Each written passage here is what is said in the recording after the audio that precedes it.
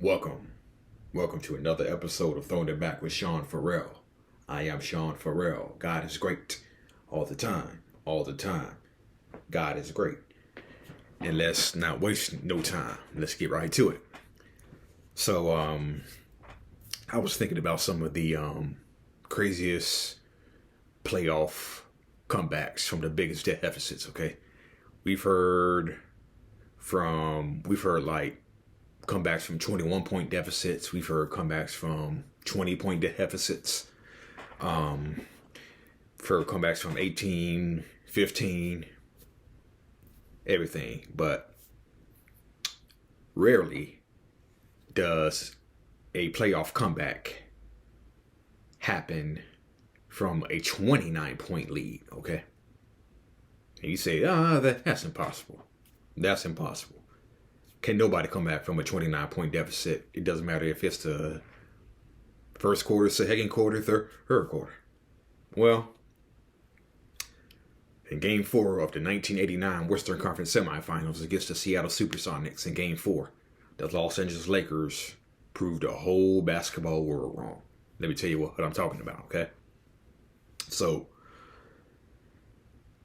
leading up to the 89 NBA Finals, the Lakers were a perfect 11-0 heading into the 89 NBA Finals. Of course, they all got swept by.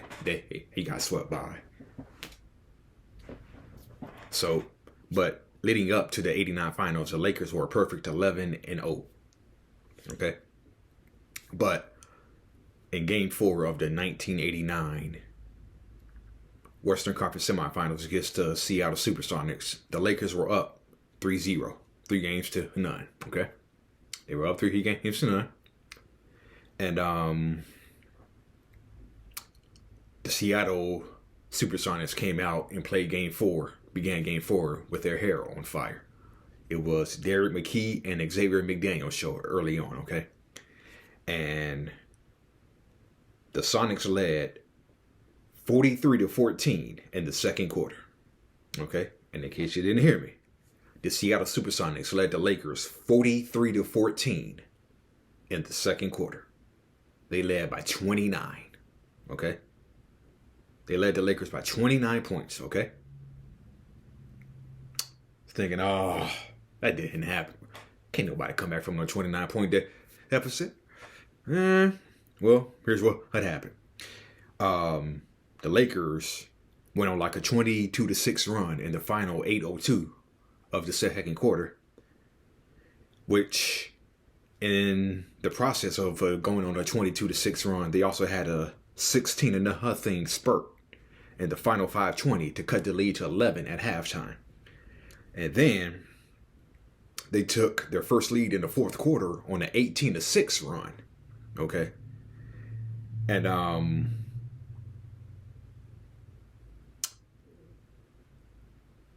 Bernie Bickerstaff recalls Magic going to the huddle after the Lakers called timeout. He said he recalls Magic hearing, let's just cut it to 15, okay?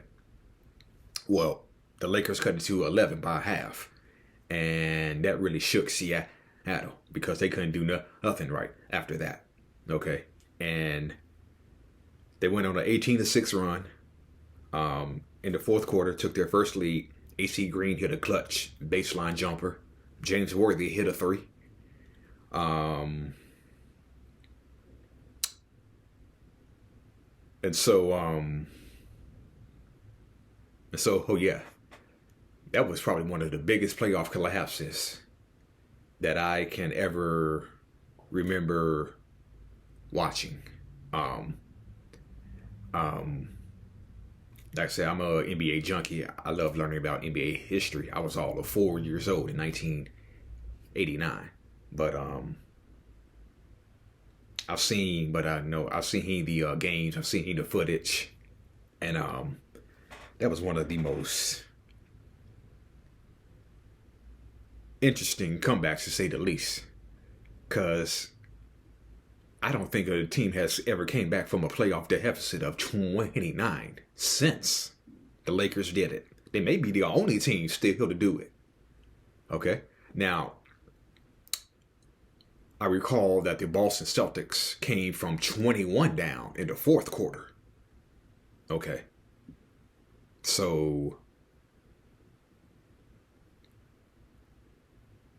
yeah, I think the Boston Celtics had a comeback against the New Jersey Nets in 2002. I watched that game. Yeah, the Celtics were like down 21 in the fourth quarter. And they came all the way back and won it. So, but the Lakers were down 29 in the second quarter. So that was plenty of time. Still had a lot of game left to be played, but so I will probably put the Lakers 29-point comeback first, and I would say the Celtics come back against the Nets in 2002. The Lakers comeback is 1, and the Celtics comeback in 2002 is 1A. Okay, I just said A that. Okay. So earlier in the '89 playoffs, in the first round, the Sonics played the Houston Rockets. Okay, and it was Game 4, and Eric Floyd had just hit a clutch 3-pointer to tie the game. Looked like the game was going to overtime. So the Sonics took the ball out of bounds, and I believe it was Nate McMillan who threw it from inbounds to Derek McKee. He threw the ball inbounds to Derek McKee, and Derek McKee was able to lay it in, and the Rockets went home just like that. 3 games to 1. Seattle won it. Okay, and so it's kind of, and this bad karma came back to bite the Rockets again in 1991 when they played the Lakers in the first round. Okay, let me tell you what I mean. Game 1 came down to the wire, and Byron Scott made a jumper, but the Rockets said the jumper had came after the shot clock expired, and so the officials reviewed it, talked about it. They gave the basket to the Lakers. Rockets lose Game 1. Okay, so fast forward to Game 3, as the Lakers are trying to sweep. So it's been a pretty good game, and I think Byron Scott had once again hit another clutch jumper that game in Game 3. So the Rockets have the ball out of bounds. Okay, so there's a rule in basketball where if you're inbounding the ball, and the official begins his count, if the official gets to 3 and you still haven't found nobody yet, timeout. Okay, that's what he did to teach you. If the official counts to 3 and you still haven't inbounded the ball yet, time. So, Rockets had the ball out of bounds on the side. Otis Thorpe is taking the ball out. Official begins his count. 1, 2, 3, 4, and right as the official is calling the 5-second violation, he calls timeout. Otis Thorpe calls timeout, but it's too late. And what do you know? The Rockets got a 5-second violation. Lakers win the game, sweep the series. Happens. Stuff happens. Okay. So everybody knows about the famous Scottie Pippen dunk over Ewing in the 1994 Eastern Conference semifinals against the Knicks. In Game 6, the dunk over Ewing, where dunked over Ewing, walked over him, said something to Spike Lee, but I think people forget the other time he dunked on Ewing. You saying, whoa, wait a second. What do you mean the other time he dunked on Ewing? Okay. It was Game 4.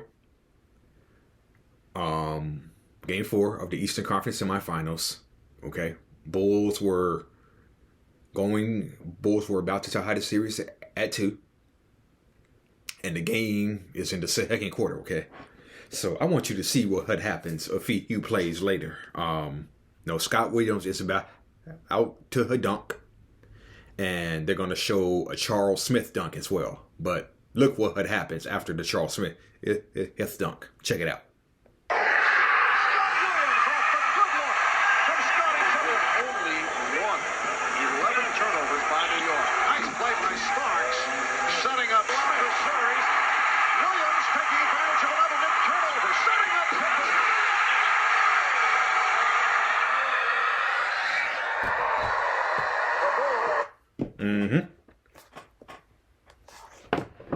That's the first dunk on Ewing that series that people forget. Yeah. Not many people remember that first dunk over Ewing. They just remember the tomahawk on Ewing. But yeah. So that was the first time Ewing got dunked on in that series. The second time he got dunked on, it was a little bit more serious, okay? But no. So yeah, so I like to talk about sports cards and whatnot, and there are some cards that I would just never trade, okay? And I'm a big football and basketball card collector, okay? So there are some cards that I would just never, I just will not get rid of. Let's see. Let me go through some of these things right here.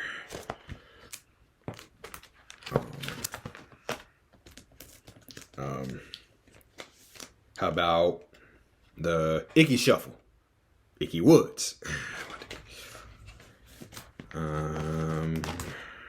Let me see.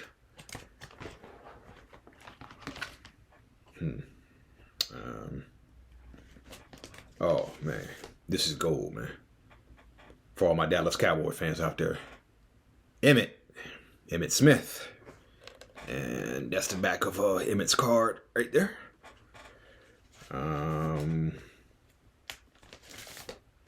The Kitchen, Nate Newton. All right.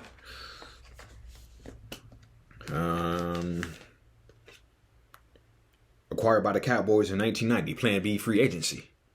Jay Novacek, tight end. All right.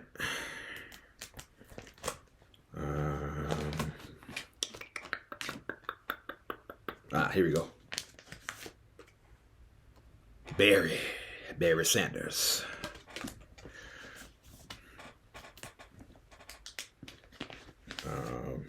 Crispy Ewing.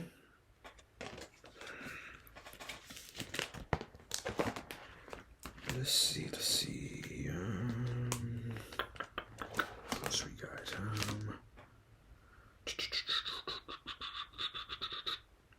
Jesse Hester.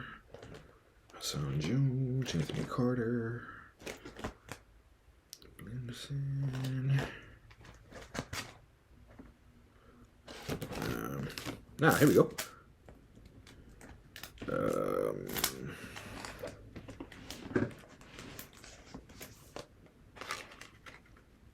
Marcus Allen, the Raiders.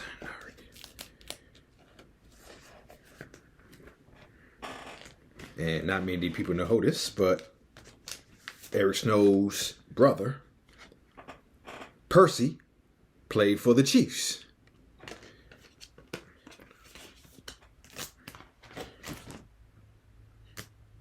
All right. Ronnie Lott with the Raiders.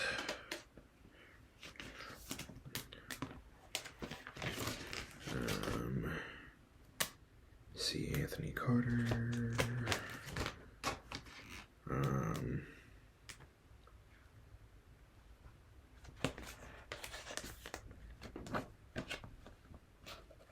My main man, Herschel Walker, running back for the Vikings.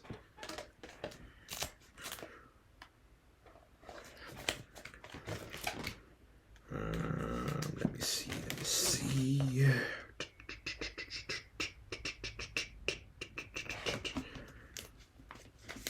And of course, you always got LT.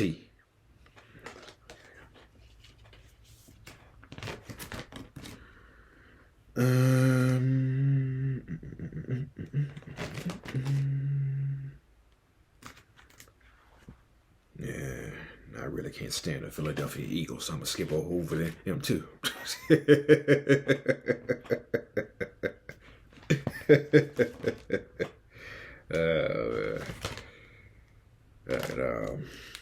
Okay, yeah, here we go. The Lake Junior said, "Hey y'all."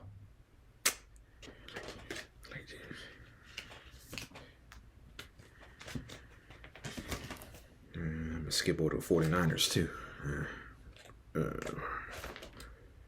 Tampa Bay, Washington Redskins.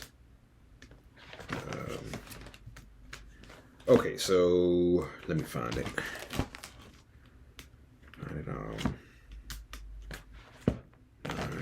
It ain't it. Oh yeah, here we go.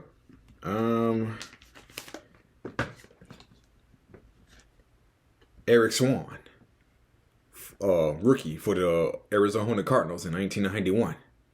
I believe he's the first and only player to jump straight to the NFL out of high school, believe it or not. Okay. Yep.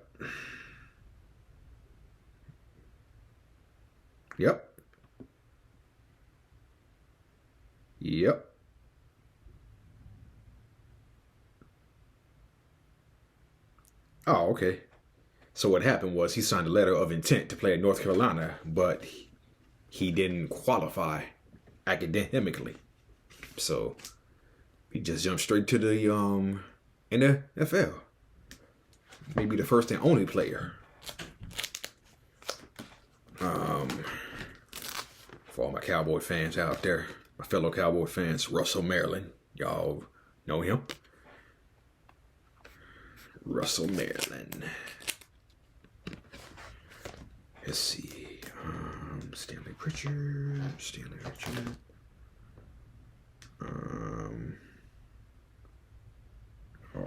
trying to find that Brett Favre. Oh, there it goes right there. Yeah. This is one of the ultimate gems of my collection right here. Brett Favre. Yes. Brett Favre rookie card. This is gold right here. Gold. Yeah. Second round draft choice he was. Hall of Famer. Oh, and y'all, his man doesn't need no introduction. Yep.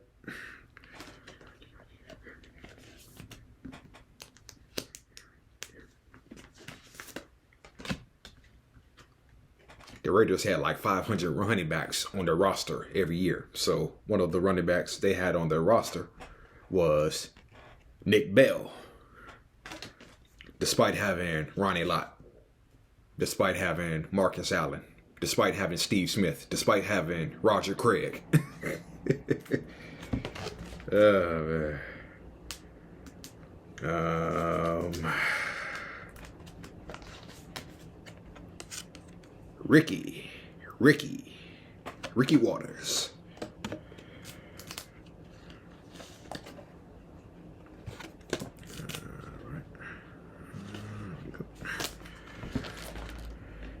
Camus McGee, Richie Barrett, Godfrey Miles, Daryl Johnson, the man that Daryl Johnston calls the meanest teammate he's ever had. Big Eric Williams.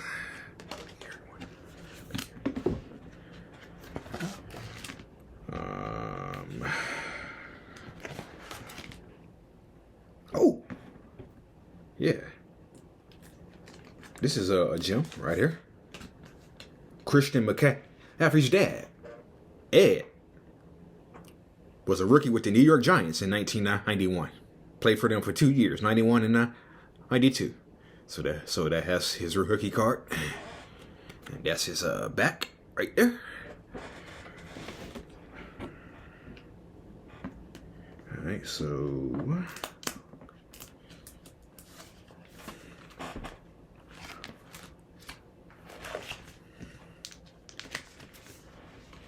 oh, for my fellow football fans, you all remember the two who legit hit the quick hit Falcons? Hey, too legit. Here goes one of those members, Tim McKyer. Tim McKyer. All right.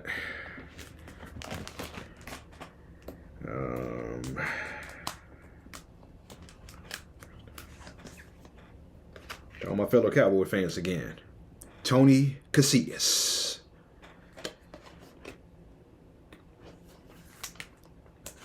You may not know, but the Cleveland Browns actually had a wide receiver by the name of Michael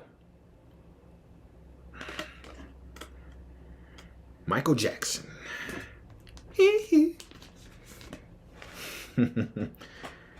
Kenny Walker of the Denver Broncos, the first deaf player to play in the NFL. The first deaf player to play in the NFL. Yep.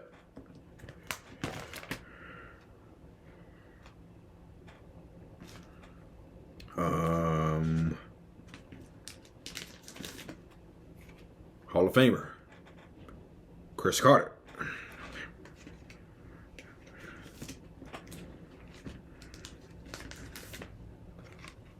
One of the craziest men ever to play the offensive end position. Big John Randall, Hall of Famer. All right, jump in.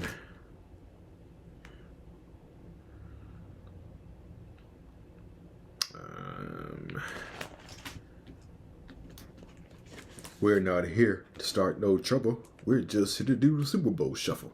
But by the time 1991 came, Jim McMahon was in Philadelphia.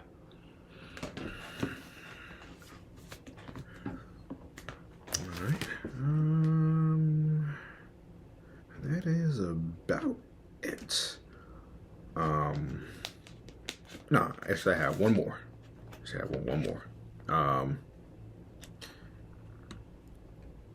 Mike Utley. I believe he injured his neck and his career was ended against the Rams. Yeah, so that's Mike Utley. Yeah. All right. Put that aside. And right here. Okay, so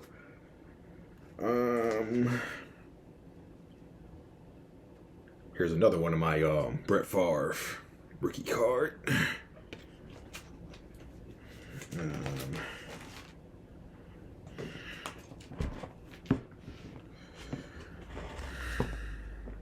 Let's see. Fred Williams, yada yada yada, Eric King.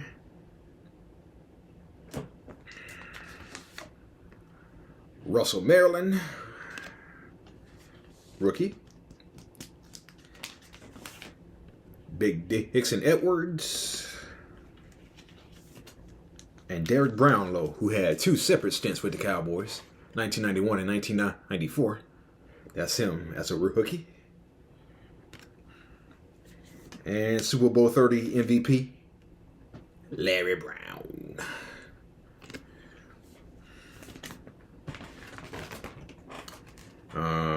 The Defensive Rookie of the Year, Mike Kroll, the Defensive Rookie of the Year, 91. All right.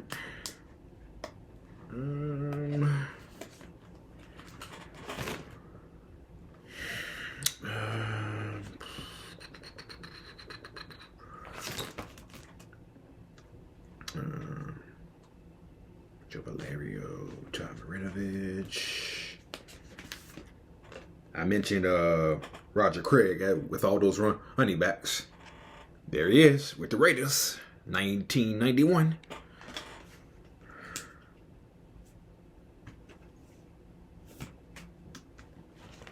And Todd Marinovich had a cup of coffee in the NFL, played 2 years.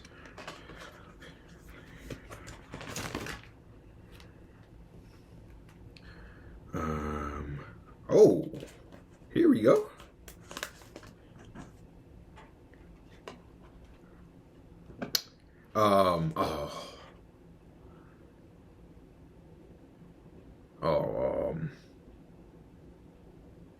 The guy who stopped Kevin Dyson at the one. Yeah, I was just trying to think of the proper words to say it. The guy who stopped Kevin Dyson at the 1 yard line in the Super Bowl. Mike Jones. Mike Jones started his career with the Raiders. All right.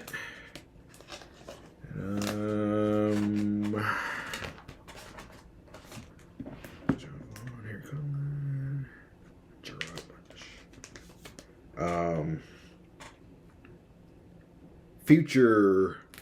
future Hollywood film star Gerard Bunch starred in a few movies.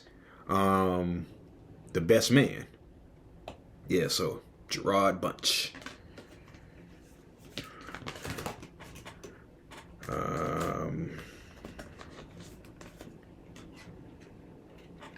Big Ed McCaffrey.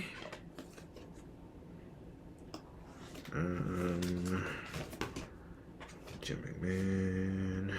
William Thomas. Eric Swan. Jeff Graham. Randall Hill. Johnny Johnson.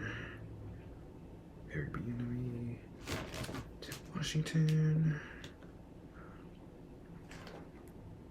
Ooh. Dexter Manley, yeah. Dexter Manley, yeah. Played for the Tampa Bay Buccaneers in 1991.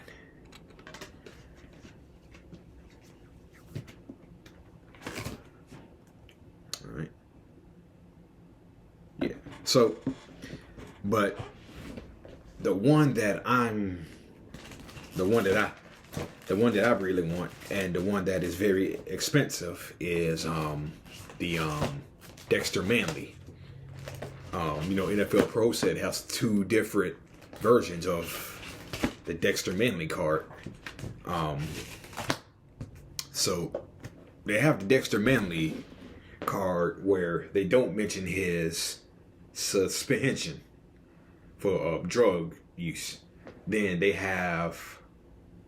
do have the card where it does mention his suspension from drug use. And the card that mentions his drug use costs a lot more higher in value. It's a lot higher in value because guess what? There were only 52 of them printed by NFL Pro Set, football cards. There were only 52 of them that were printed by NFL Pro Set. So that card is like extremely rare because there was only 52. And I'm sure they have one available on eBay or whatever, but those things probably cost up to like what, $5,000-$10,000 for a football card, but they're rare. So yeah. All right. That's it and that's all for the Sean Farrell. Lord have mercy. That's it and that's all for Throwing It Back with Sean Farrell. I am Sean Farrell. God bless you all. Peace out.